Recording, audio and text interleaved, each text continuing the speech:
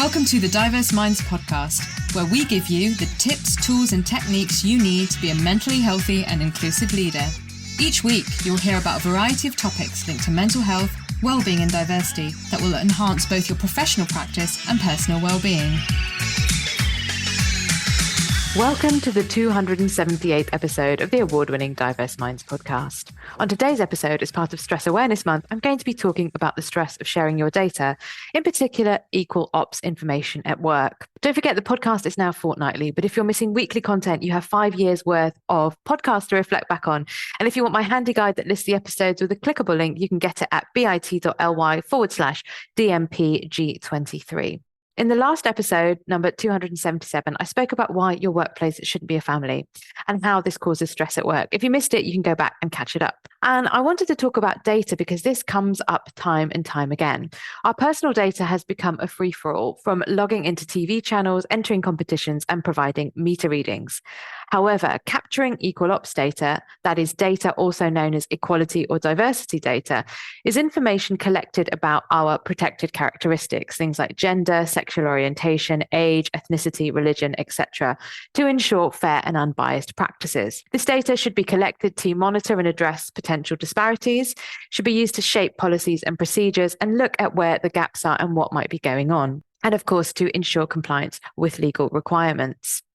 So we have seen equal opportunities monitoring forms. They're collected at the recruitment stage, new joiners or onboarding forms, surveys sometimes, and other ways they might crop up to gather information about an individual's protected characteristic. So not in the workplace, but of course, we also have hospital episodes data and things like that. So particularly for public sector institutions, we have to collect and report on equality data under the Equality Act 2010, and it may also feed into other relevant legislation. And it should be all about monitoring for fairness. So as I said, it helps organizations track and identify any disparities in recruitment, promotion, or other areas where individuals may be treated differently based on their identity protected characteristics. The data can be used to develop and implement strategies to address inequalities and barriers faced by certain groups. And we know that recruitment and hiring is a really key area, particularly if we think about certain names that don't sound like white British names. So the data here can be used to ensure, if it's looked at properly and analysed and monitored, that recruitment processes are doing what they should do so that they're fair and unbiased, and they're looking at a spectrum of people and ensuring that different kinds of people, different spectrums of people are in fact getting the job. Because actually, I think often the issue isn't at application point, it's at appointment point. Also workplace practices. So we can look at pay and promotions, other workplace practices.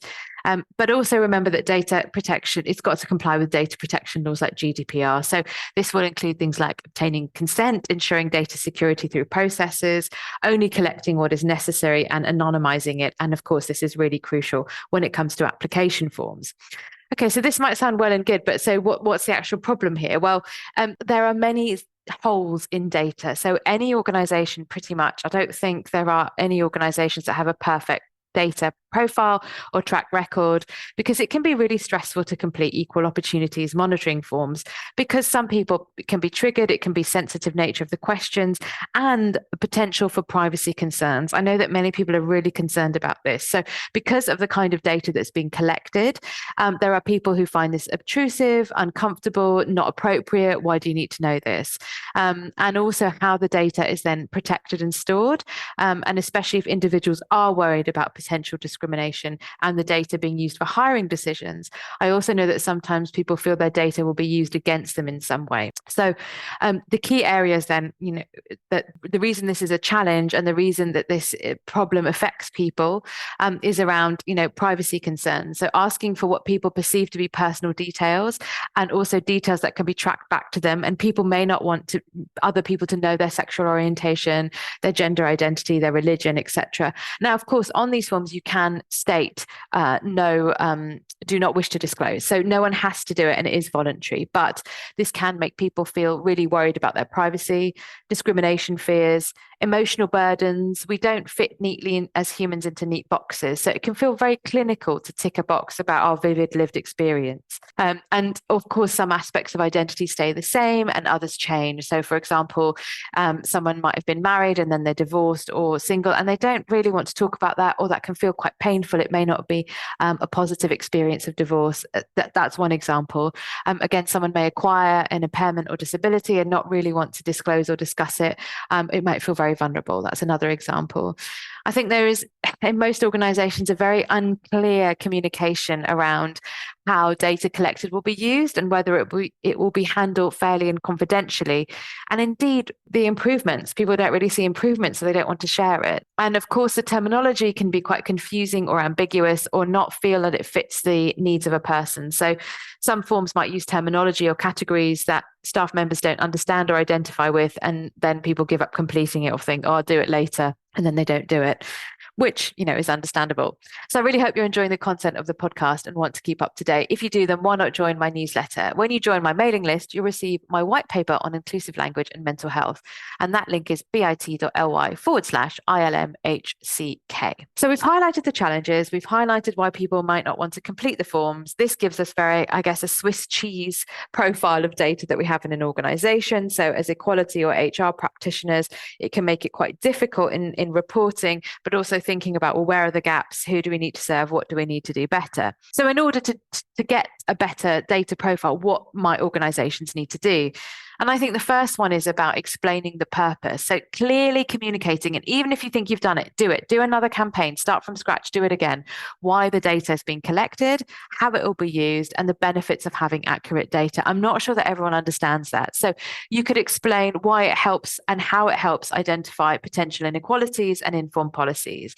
And part of that will be creating and cultivating an environment where staff feel safe and comfortable sharing their information. So maybe you could get some champions on board, particularly senior leaders. I think ensuring senior leaders demonstrate the importance of capturing data, how it's been used, how they do it themselves, and encouraging their teams to do it is really useful. Little videos, little workshops, anything, communication methodologies that will work for your organization. The second thing is assuring staff how the data is going to be handled confidentially, where it's stored, how it's stored, who has access to it, how it's not linked to their recruitment profile, for example, and much like next of kin information needs to be up to date, how this is the same thing and how that data is used, how it's not tracked back to an individual, or maybe only a handful of people in the organization can do that, but that's not why it's being used, but to give an overall picture. And that's really key to build trust and encourage declaration. And part of that will be a data collection statement. So providing a clear statement outlining how the data will be collected, stored, and used. So what I've just said, but a really clear statement that's jargon-free, and how often it will be analyzed and reported on, and how the findings will be used to inform action and improve practices. Also, you also want to make it clear that completing the form is voluntary, and there is a box in each section to say do not wish to disclose. And actually what you also might like to have is, if you've responded, do not wish to disclose, we value that. But if you'd like to have a chat with someone as to why this is the case, here's who you can talk to. And I don't see many organizations doing that, but I think that can be really, really useful. Also saying that it's not a requirement for employment or progression or promotion, but that it helps with the certain aspects of the workplace. And I think what can be really good is to have a you said and we did linking to any staff survey results and feedback you received. So we know that at this point in time, this is our staff data profile. We also know we've had these areas in the staff survey that have not been addressed the way that we wished them to. So we've made these changes, and based on that, we're going to be monitoring the positive impact it might have on the groups that they're targeted to. So something like part-time workers and flexible working. So maybe in your staff survey, you've had reports that flexible working, yes, you've got the policy, but it's not implemented well, or people feel too scared to talk to their line managers. Maybe it's having an impact on certain types of workers. That could be age, that could be gender, that could be position in the organization. You make some changes, you get some feedback on that, and then you can report on that. And I think that is a kind of tangible example of this is how we're using your data. So communicate regularly with staff about the progress of the data monitoring and how it's being used to improve the workplace. And of course, ensure that any forms, surveys, or the way in which you capture the data, whether it's online or physical format, particularly important for people who may not be at a desk all the time, is accessible. So in some cases, you might want to have some data champions going around talking to people and capturing that information if it's appropriate. Before you launch an online form, make sure it's accessible and testing it with different types of assistive software. That's absolutely crucial. So data collection is not as simple as ticking a box in terms of the emotional overwhelm or the disenfranchisement or the fed upness of it. It can bring up emotions for people as we don't fit into neat boxes. Be very clear and intentional about how and why you're collecting data, as well as how it will be used going forward and any data protection compliance.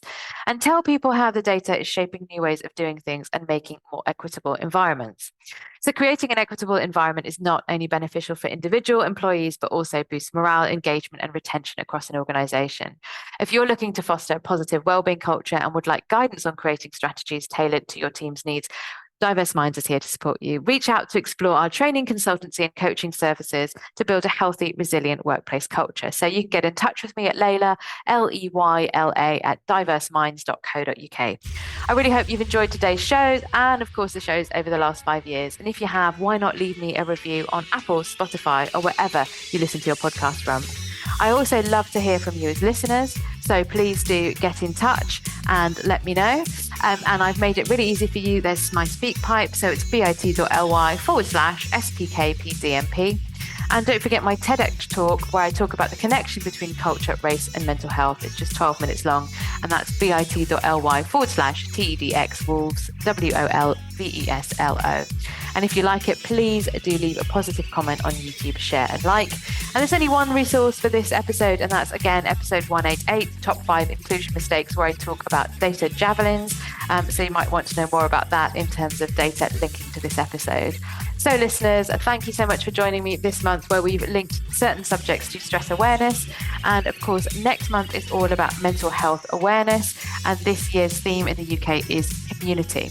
So do join me for the next series. And until then, everyone, take care and bye for now. Thanks for listening to the Diverse Minds podcast. Don't forget to subscribe on Apple Podcasts, Spotify, or wherever you access your podcasts from. You can also connect with me on Facebook and LinkedIn. Tune into next week's episode of the podcast, where I'll bring you more insights on mental health and inclusion. Bye for now.